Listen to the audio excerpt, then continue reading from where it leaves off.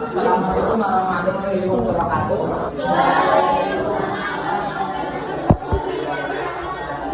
Kembali lagi bersama saya Fiang. Mungkin kita hari ini akan belajar bahasa Indonesia mengenai materi teks eksposisi. Kita akan melakukan recall ulang atau mengingat tentang memori kemarin kita belajar tentang teks anekdot. Anekdot yaitu teks yang di dalamnya mengandung unsur satir, hiburan, dan pesan tersirat. Oke, masih ingat ya. Sekarang kita akan menuju teks eksposisi. Apakah ada yang tahu apa itu definisi dari teks eksposisi?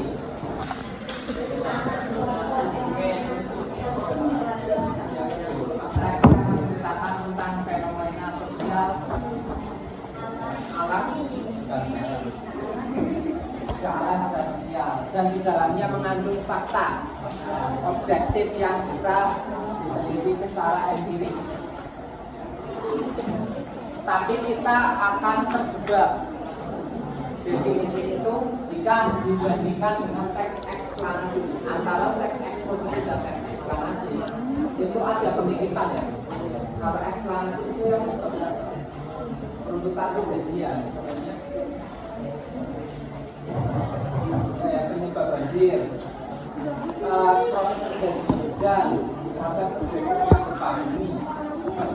Tapi kalau teks eksposisi dia tuh fakta juga sama kayak eksplanasi, hanya saja kalau teks eksposisi itu ada ajakannya di bagian akhir, ada bagian terjelas. Dan biasanya teks eksposisi lebih sering fenomena sosial dan fakta-fakta di bidang kesehatan yang sering bersinggungan dengan masyarakat, biasanya kehidupan masyarakat. Sampai di sini pengertian dari teks eksposisi sudah paham ya?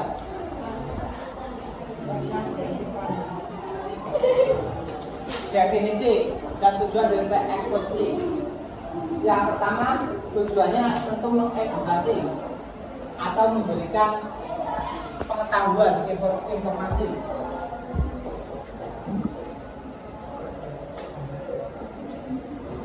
Ini berbeda dengan teks anekdot kemarin yang tujuannya itu lebih untuk menghibur, entertain. Makanya ketika kita setelah membaca sebuah teks eksposisi, maka kita akan mendapat pengetahuan baru terkait dengan fakta-fakta yang ada.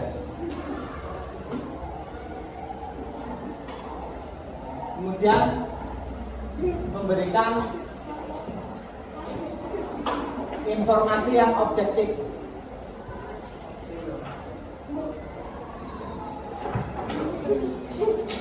Karena tujuan dari teks eksposisi memberikan informasi objektif, maka teks eksposisi sering digunakan oleh para dosen, para guru dalam menulis paper atau jurnal ilmiah.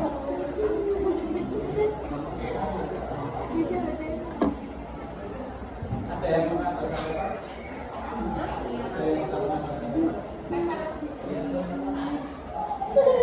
Objektif itu didasari pada penelitian.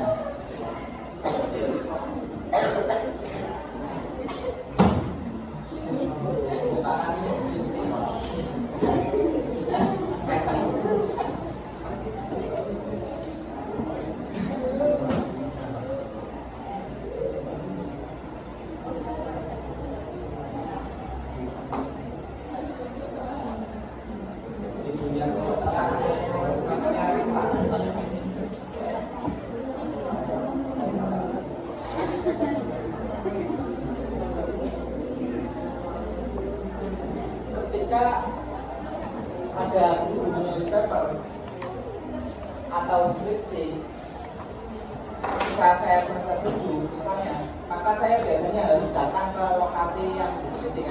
Kayak saya kesini datang ke SMA Negeri 1 Tarakan untuk meneliti proses pembelajaran di sini, maka harus datang langsung Hal ini berbeda dengan kita ketika menulis cerpen. Menulis cerpen kan kita tidak perlu observasi terhadap objek cerpennya karena itu cerita fiksi. Tapi kita mau teks eksposisi, yang grup itu ya apa ya? Jadi perlu objektif penelitian. Hal ini yang membedakan antara teks eksposisi dengan teks cerpen yang cenderung fiksi dibandingkan dengan fakta. Sampai di sini ada pertanyaan? Kita lanjut. Struktur dari teks eksposisi yang pertama yaitu pendahuluan.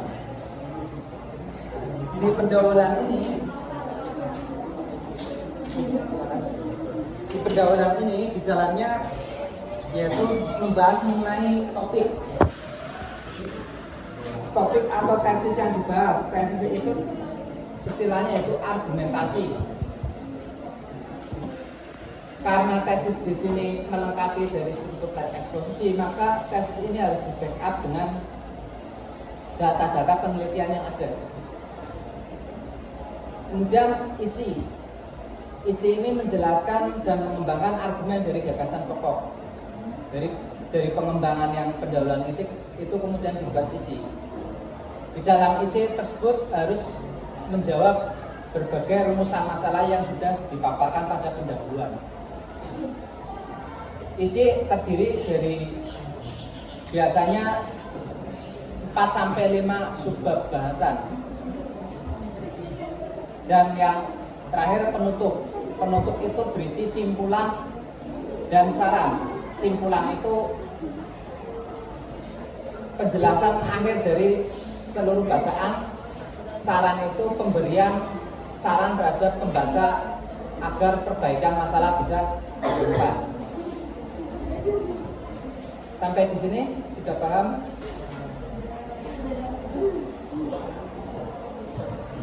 Oke, intermezzo. Setelah kita memahami tentang struktur teks eksposisi, kita akan sedikit bercerita tentang lawan dari teks eksposisi yaitu hoax, informasi hoax, ya, atau hoax.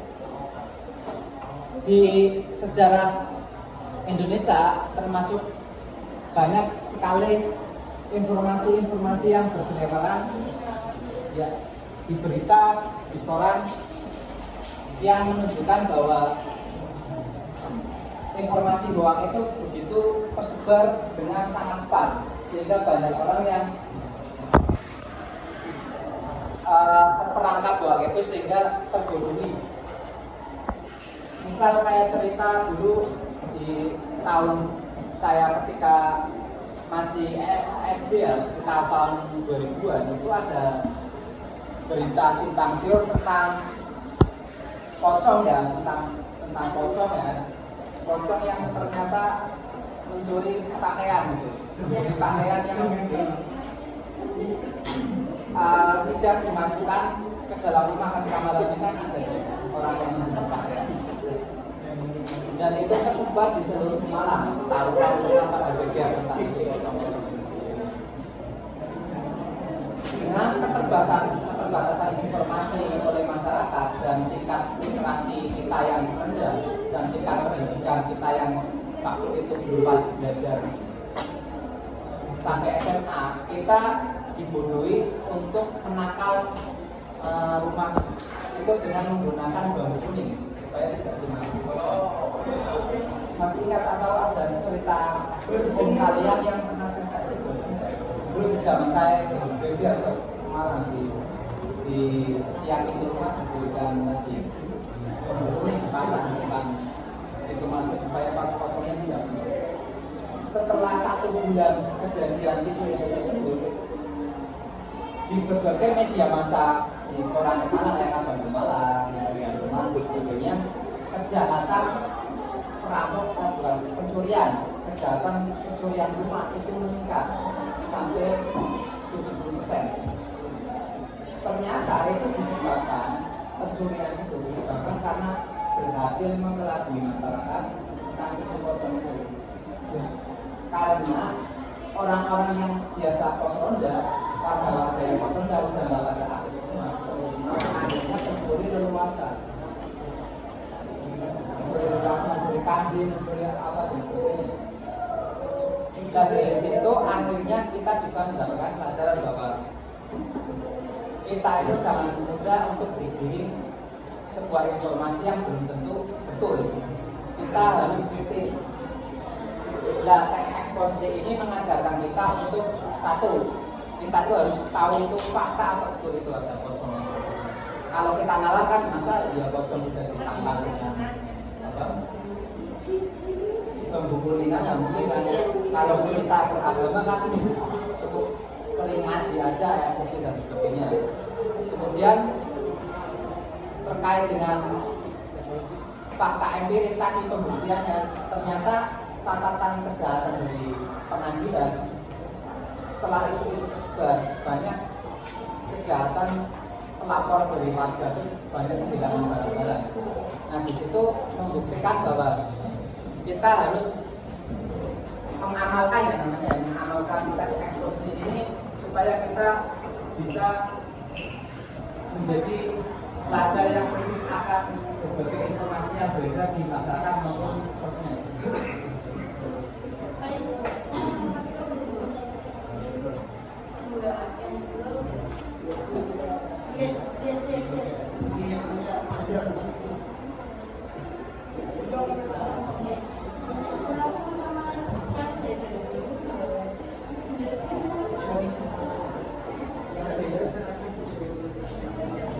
Satu, meningkatkan kritisisme.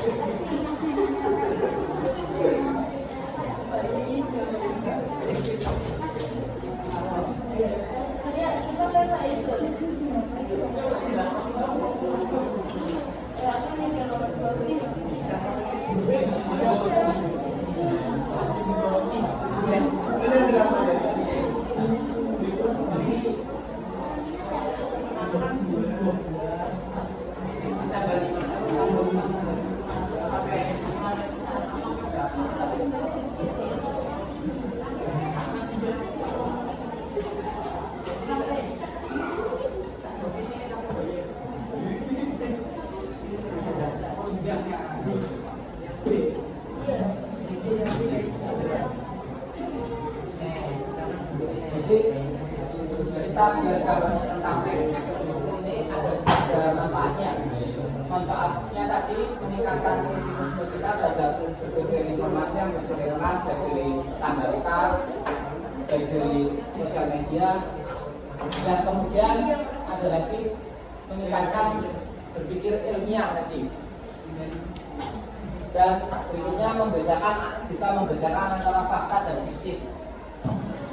Dan yang terakhir menumbuhkan rasa curiosity, rasa ingin tahu yang dalam dan investigatif terhadap suatu informasi.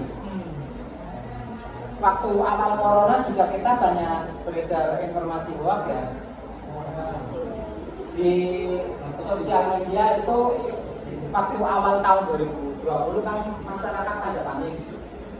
Masyarakat pada panik waktu itu ada informasi bahwa COVID itu bisa disembuhkan dengan makan tempe goreng sebanyak-banyaknya, dicampur dengan garam.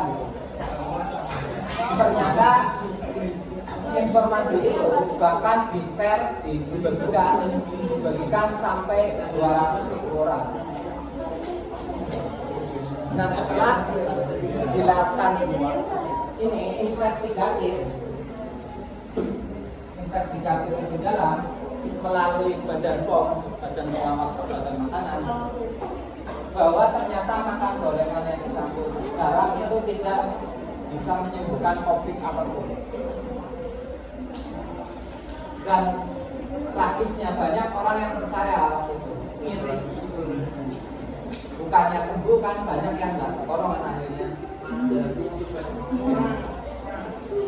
Harusnya kan waktu itu lebih percaya medis kan, lebih percaya fakta ilmiah, yaitu menggunakan vaksin aja lah, vaksin AstraZeneca dan sebagainya yang memang sudah terbukti. Tapi kan dulu juga ada kekhawatiran masyarakat nggak tahu siapa yang nyebar berita bahwa orang yang divaksin bisa mati dan sebagainya, berbahaya. Itu kan sebetulnya hoax.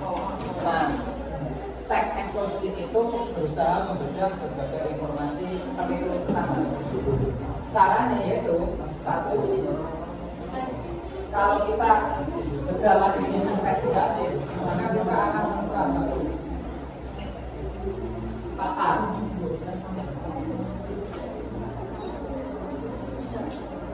Ketika kita akan melakukan riset dan riset terkait dengan informasi yang bertebaran di media sosial, misal di cara-cara kan skincare ya biasanya. Skincare ini itu permasalahan biasanya kurang, tapi tak tahu, kita tahunya skincare itu bikin kulit kena kanker yang khususnya yang mengandung merkuri ya itu ya. Tapi kita tidak tahu keluarganya malah terjiwa. Bagus ini bisa membuktikan, bisa cepat halus dan sebagainya, ternyata kandungannya merkuri. Lebih banyak untuk itu kita harus bertanya dulu. Misal studi kasusnya pada skincare, kita harus bertanya pada pakar. Kalau skincare kan berarti pakarnya itu siapa? Dokter, spesialis kulit kan. Kita harus bertanya pada pakar, dokter. Kemudian ahli farmasi kan, ahli farmasi mbak yang di apotek ya. Misalkan ada namanya dermatologi, ahli dermatologi.